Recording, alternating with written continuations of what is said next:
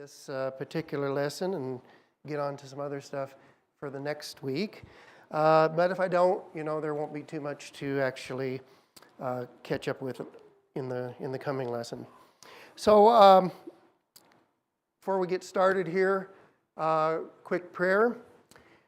So we thank you, God, for the word that you've given us. We thank you for those mysteries that you've revealed through your word. We thank you for the mysteries that you've revealed through your creation. And we look so forward to knowing that you are both the author of science and the author of your word, and that everything just is amazing and works together.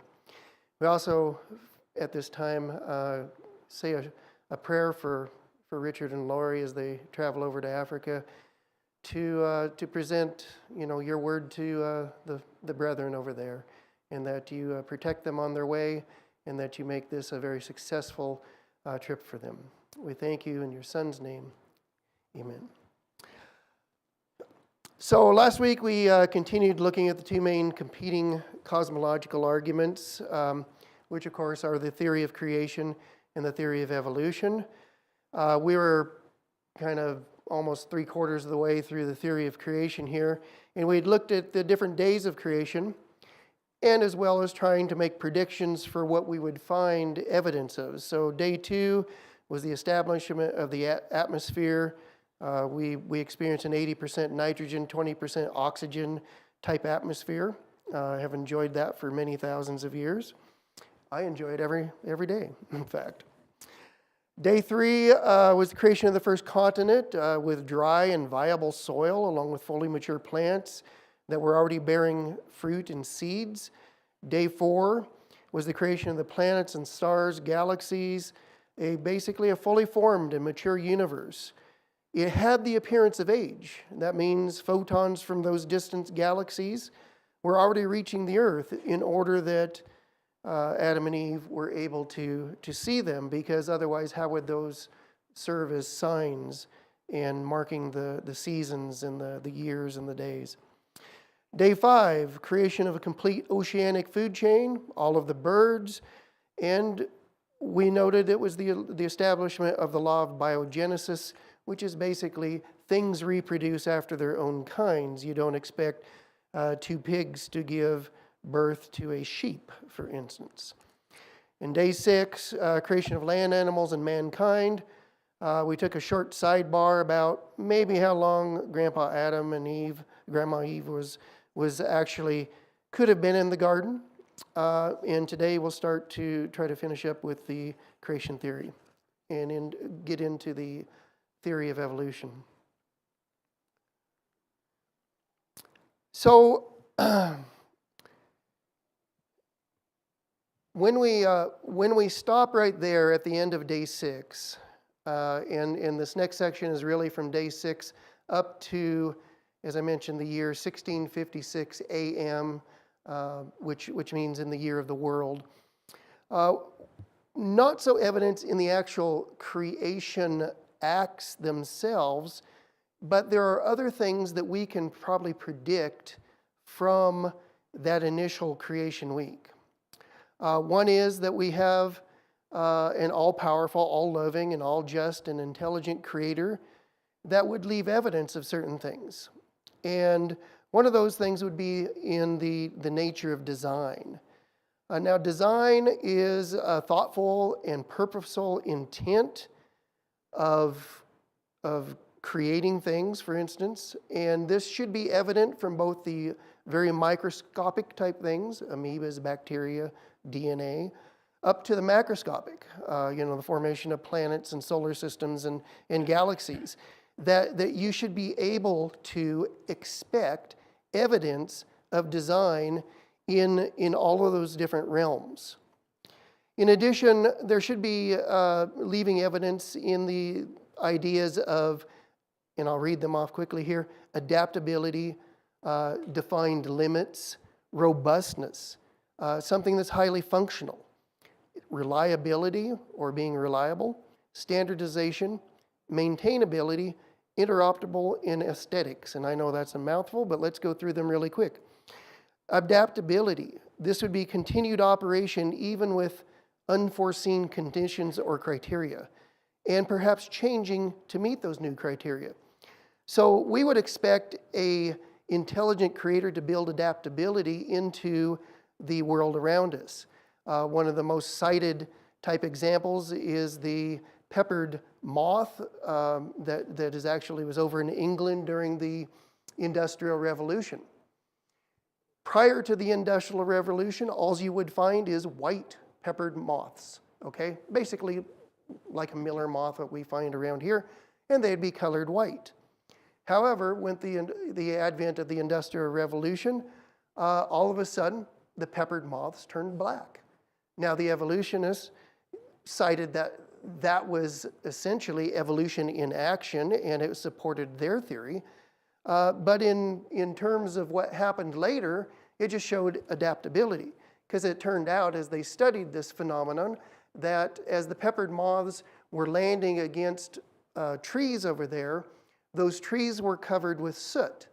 And because the soot is black and dark, makes the tree bark dark, and so a white peppered moth was much more visible than a dark color one. So guess what the birds decided to eat?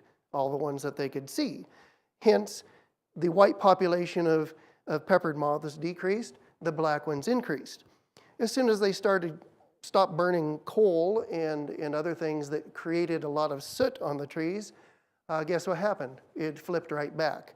That's an example of adaptability, right? Unforeseen changes that occur, and yet within the organism or within the system that's being created, it is designed to meet those new criteria.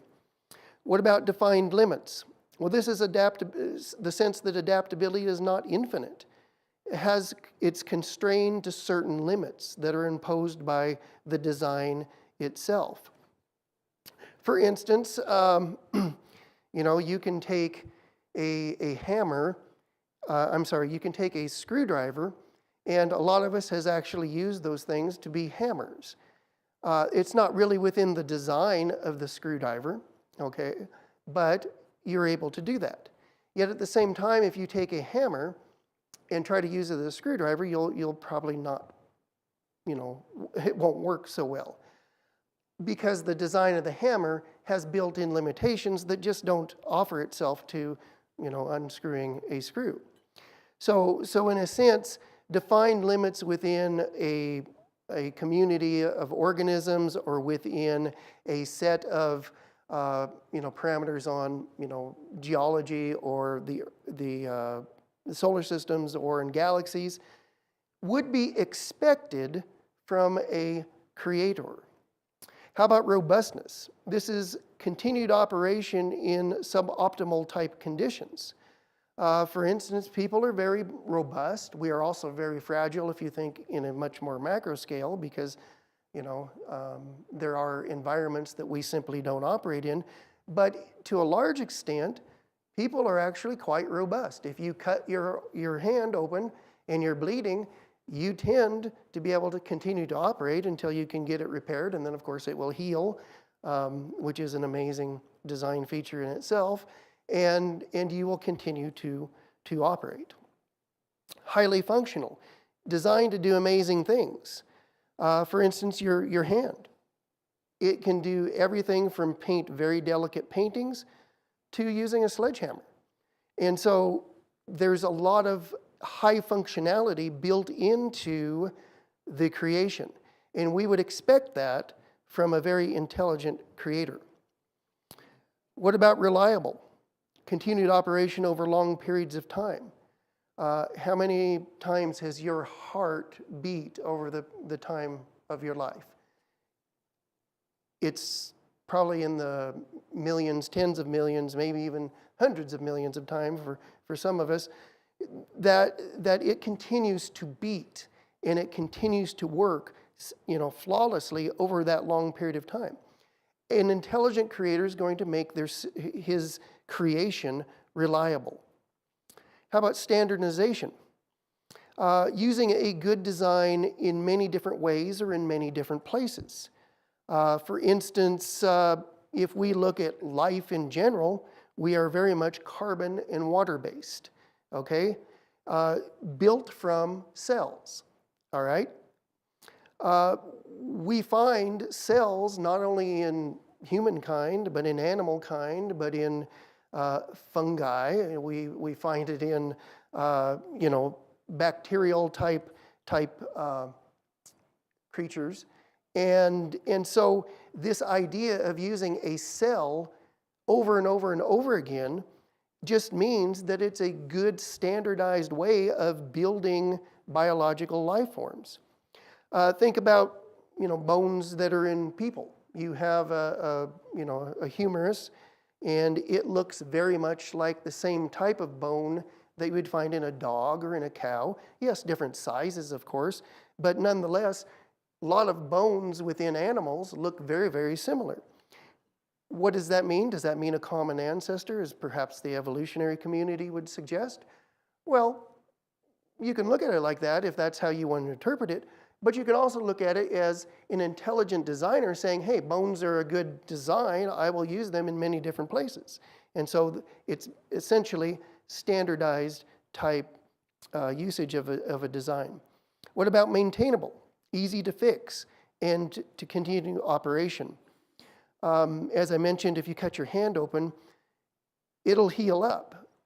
That process in itself is something that we can't duplicate these days. If you're D9 caterpillar out there, basically sprouts. Say again. Springs a leak. Thank you. Why could I not think of that? Springs a leak. It typically will not fix itself. You will have to go fix it. Yet if you spring a leak, you amazingly will fix yourself. And so that kind of advanced functionality built into you where you are self-repairing is quite amazing and is something that, again, you would think that an intelligent designer would build into you. What about interoperable? So this is where different parts of your design work well together. For instance, everybody likes maybe sitting down to have some type of a chicken dinner. Well, what if every time you ate the chicken, you got sick? Okay? I'm not saying it doesn't happen, but maybe what if every time you ate the chicken, it is really toxic and you die. The thing is, if you're building a multi-part system, like an environment full of animals and peoples and plants, having those be able to interoperate together, for instance, be food for different things, is actually a mark of a great design and a great designer. And so as a creator, you would expect that. And finally, the one that maybe a lot of people may not think about too much is, what about aesthetics? Okay? Building a design that looks good. I mean, certainly the car manufacturers are striving for that. Clothing manufacturers are striving for that all the time. They're trying to build a design that's going to be pleasing to the eye as well as functional. And so, in those kind of cases that you actually want to go buy it. But if you have an intelligent designer, why would we expect them to, this designer to put out something that actually isn't appealing? It doesn't look good. Now, I admit there are some things out there that God's designed that I'm, got my own opinions on. For instance, a sea cucumber. Those are not exactly the most aesthetic looking type organisms out there. Nonetheless, it is something that, it has its place in our environment. Finally, what about standards of behavior? Okay? With a creator designing a community of independent thinking organisms, you would expect that there would be some type of standard of behavior of how to interact with those types of organisms. It's reasonable to predict that the community should operate by a set of standards, and it's set by that creator rather than the opposite, which is it's set by no one or it's set by everyone. And of course that often leads to chaos. If we see those types of behaviors being observed, it should not point to like, oh, you guys are just the best people on the planet. You have come to some sort of reasonable cooperation with one another. but rather pointing to a set of standards that are above, the community itself. And so the standards of behavior is pointing at an intelligent creator. So if you think of a pack of wolves and a school of fish and a hive of bees, all of those are communities, and they all have different standards of behavior, but they all work well together. Throw in, the community of people as well. We operate very differently than a hive of bees does, as well as a school of fish or pack of wolves. And so that points to something above and beyond the normal community as setting those standards. What about opportunity of growth and expansion? You would think that a creator should go ahead and leave evidence that, these communities should grow. They should expand into new regions, be able to do new things. A good creator is going to leave mysteries of the universe out there that are still yet undiscovered, and that gives motivation to the creation that he made in order to, further find him by looking into what's unknown out there. So those are some other predictions that are kind of, different than the ones I've been going through in the sense of the actual creative acts. So let's go on to the next one here. So from the year 1656 till now is the period that we're looking at. Well, first of all, we knew from last week that essentially mankind started to degenerate in their thinking. Their thoughts were on nothing but evil. They really drifted away from God, and it really saddened him to the point that he decided to go ahead and wipe everybody out except just 8 people to carry on humankind as well as the animals that were air-breathing. Thus, God caused a worldwide flood where all of the existing mountains were fully covered. At the peak of the flood, the earth once again resembled a water ball. As we had noted in the earlier study, when the earth started out, it looked probably much like a water ball. Of course, God saved mankind and air-breathing animals and birds through the efforts of 8 different people, Noah and his family. From everybody's, everybody has their different idea of exactly the year when the flood happened. This is the year 1656 is kind of a ballpark figure that most people settle on. There's different ways of actually computing that, and it's all based on how you interpret your calendars and things of that nature. We'll just call it, that's when it happened, was the flood. Of course, during the flood, God really did terraform the planet's surface. Before, there was one landmass, a lot of low mountains, a lot of shallow oceans. Afterwards, multiple land masses, tall mountains, deep oceans. There was potentially the loss of either a dense atmosphere or a vapor canopy. One thing I don't have listed on here is shortly after the flood was over, and very rapidly, the Ice Age came on. Estimates are that it lasted for about 1 century. And so because of the physics of the flood, which I have later on in some other lessons further on, we'll go into the flood a little more deeply. The Ice Age came on very quickly, and then of course by the time the Earth recovered and the different atmospheric processes were in place, that the ice finally did melt back. Okay, what next? Well, the ark landed. Humanity and animals were supposed to disperse and multiply. The animals listened, but the people did not. So instead of continuing to multiply and moving out, they decided to congregate around where the Tower of Babel was built. And so God finally decided, hey, I've got to force this, confuse the language. And of course, at that time, people weren't able to effectively communicate and work collaboratively, and thus he forced them away. Short story, humanity multiplied, kingdoms came and went. Eventually, God sent us Jesus to be our Savior. Then, here we are in 2025, roughly 6,000-ish years after creation, according to the analysis of the calendars and all that kind of thing. We know that sometime in the future, Jesus has promised to return, and then also sometime in the future, God will destroy the earth with fire.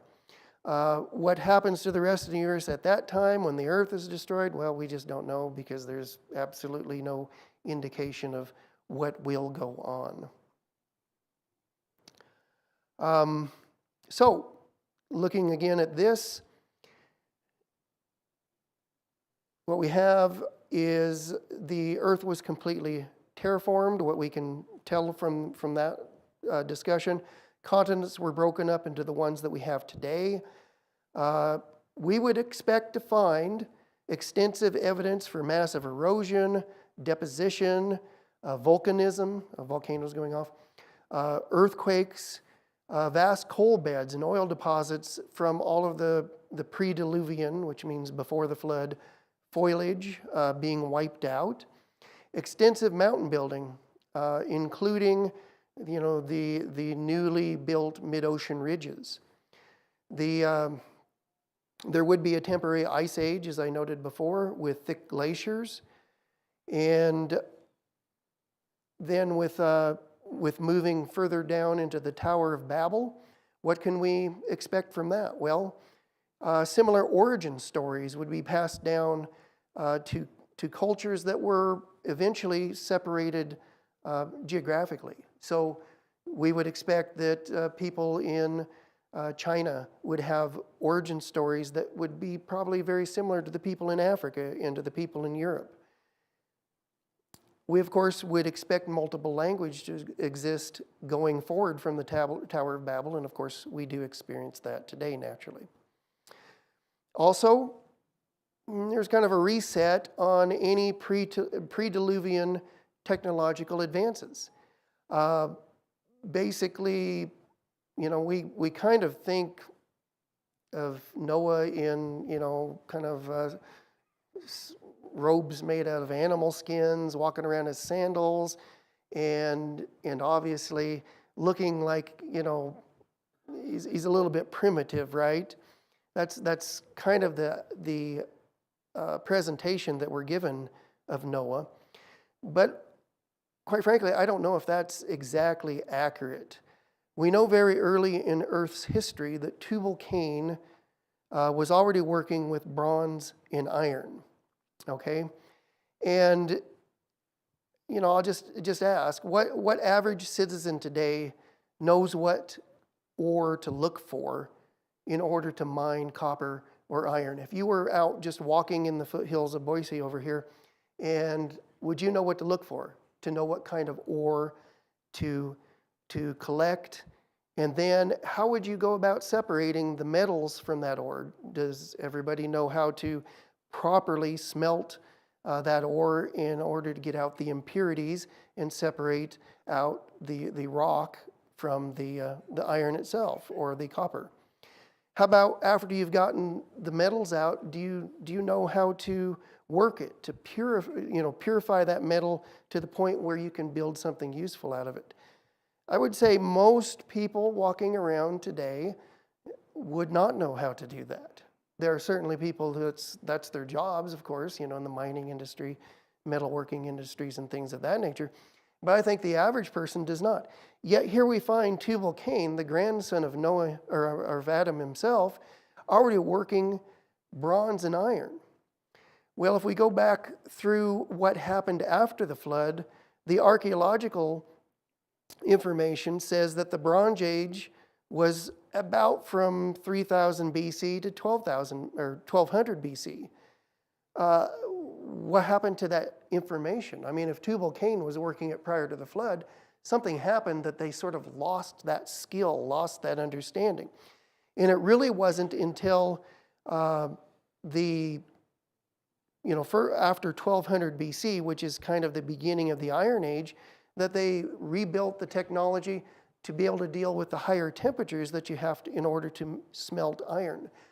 So if Tubal-Cain was doing this very soon after the creation, they had 1,600 years to continue to develop those technologies, continue to develop, modern conveniences of their day to the point when the flood actually happened.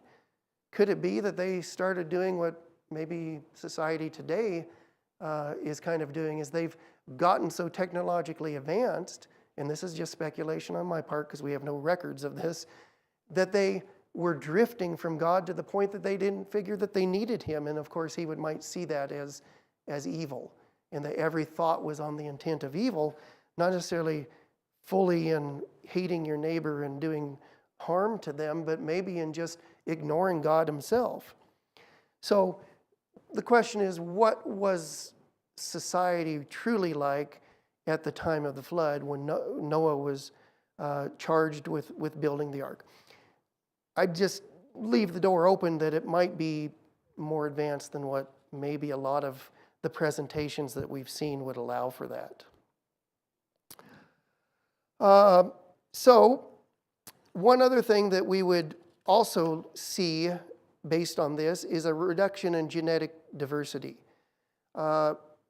Basically, the fact that we had maybe a lot of people on the planet Earth at that time and only 8 survived means that everybody today is based on the DNA of those 8 people. And so consequently, that could have really reduced down the genetic variety that they may have seen prior to the flood. Of course, we don't necessarily know what ranges that could be. There's hints of it. For instance, they call out giants, and we see tall people today, but not necessarily, the kind of giants that we would envision, enormously huge people. So there is, speculation going on as what type of genetic diversity is missing today that was actually present in the time of Noah. So, as I mentioned, theories are frameworks. They bring together facts and laws and assumptions, hypotheses, and try to explain the why of some idea or collection of ideas. Like any theory, the creation theory has built-in has some built-in assumptions. And those assumptions, as I mentioned before, are basically placeholders, something that you don't really have the information for, but you need in order to complete the theory. Or something that isn't entirely provable, right, is not testable. And so you're going to have to fill in the blank there. Well, one of the foremost assumptions that we have for the creation theory is that there exists an infinite and eternal God, okay? I know this audience is probably very confident that this is not an assumption, but just a hard fact. However, for science, this must remain an assumption because we really don't have a repeatable way to essentially measure God, right?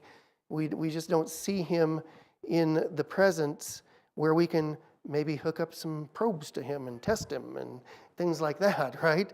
We don't have a way of doing that. But as I was working through this course, I was, of course, pondering, well, what does this really mean? Where does this idea of God being infinite really come from? So since we can't, honestly hook up probes to God and test for his infinite nature, we can't do that directly to them, then God has to come to us and tell us about himself, and he has done that. So on the screen there, going to the scriptures, these are individual scriptures talking about the different aspects of his infinite nature, okay? So omniscient is basically all-knowing. In Psalm 147:5 says, "Great is our Lord and abundant in his power. His understanding is beyond measure." It means he knows everything. He is also omnipotent, which means all-powerful. So Jeremiah 32:17, "Ah, sovereign Lord, you have made the heavens and the earth by your great power and outstretched arm.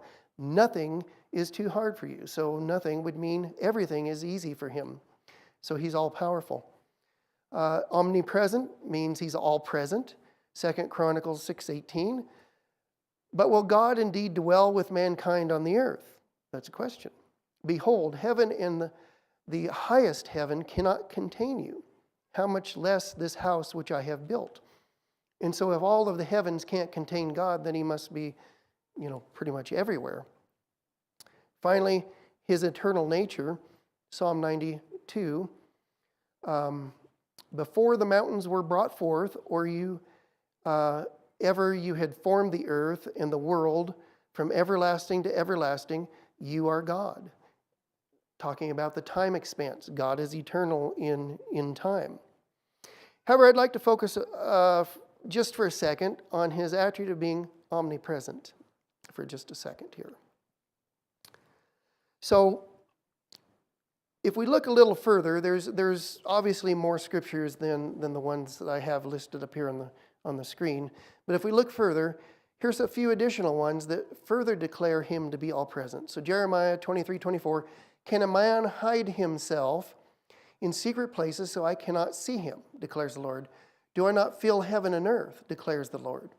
Psalm 139:7-10, "Where shall I go from you, your spirit, or where shall I flee from your presence? If I ascend to heaven, you are there. If I make my bed in Sheol, you are there.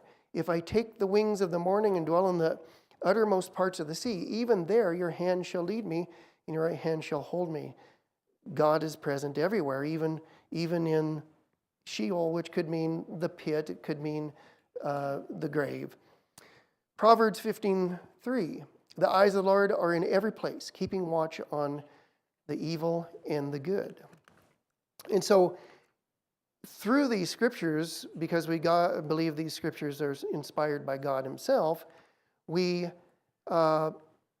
see that God is saying, I'm everywhere. Well, I want to do a little bit of a kind of a sidebar here. So up on the screen is not Isaac Newton, but good old Albert Einstein. And while he was working on the general theory of relativity, he popularized the notion of thought experiments. Now, people have been doing this for a long time. It's really thinking through a situation or an idea, deeply and thoroughly. And of course, while he was in the German patent office, that afforded him a lot of time to think because, the patent offices were probably not too busy at that time. But, the general theory of relativity is quite deep. It has a lot of aspects to it. And so there's numerous concepts that had to be thought through. And Albert Einstein was able to use that time to do it. So what I'd like to do is go ahead and try a thought experiment. And why do I ask the question is this: if God is truly infinite and all-present, then does he exist right here? So I'm cupping my hands together because I was going to bring up a cup, but if an actual coffee cup or something, would you say that God's essence, God's presence is in my hands here, if God is truly infinite? And I think you'd have to say, well, yeah, if God is everywhere, then he too would be right here. Well, what if I, go across the building and do the same thing? You'd also say he's present there. What if I went to Australia and did the same thing? You'd say, well, God is still present, with the assumption that he truly is infinite, right? What if I was able to go to Mars? Is God there? Yeah, okay. How about if we go over to our sister galaxy, Andromeda, which is, the next closest galaxy to us? Is God there as well? Ultimately, we could go to the end of the observable universe. And if God is truly infinite, then God's presence, his essence, must be there as well. So, the question is, how do I get outside of God? Is there any way to do that? If God is truly infinite. Is there anything outside of God? You have to, I mean, it's a mind bender. You have to think through it and you have to say, well, no, because God fills everything. Whatever could possibly be, there is God. All right, well then the second question is, well, where did God go to get the materials to create the universe? I mean, did he go to the heavenly Home Depot or something and pick up the supplies? I mean, where did God literally go to get the materials of the universe?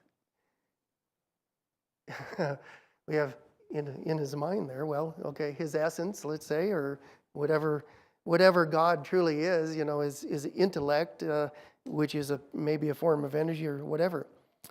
Some might say that God spoke it out of nothing, right? But we know nothing always yields nothing. So God must have made the universe from his own essence, from his own power, from his own presence, whatever all of that is. That means if you follow this through, then every atom, every electron, every molecule, even the nature of space and time itself, really must have been sourced out of God's very existence. That essence, that energy that is him. And if you take it to that conclusion, then some of these particular scriptures start to give a little bit different picture. Acts 17:26, and he made from one man every nation of mankind to live all on the face of the earth, having determined their appointed times and the boundaries of their habitation, that they would seek God, if perhaps they might feel around for him and find him, though he is not far from each one of us. For in him we live and move and exist, and even some of your own poets have said so. Colossians 1:15, he's the image of the invisible God, the firstborn of all creation.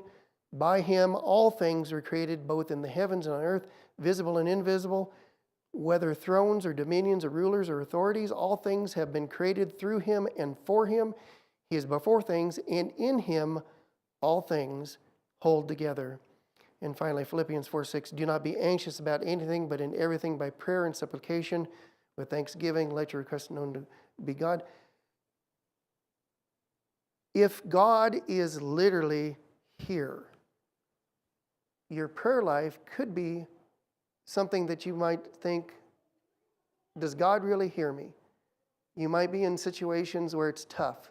You might be thinking, the picture of God is God's up in heaven and I'm down here, and how is he even hearing me?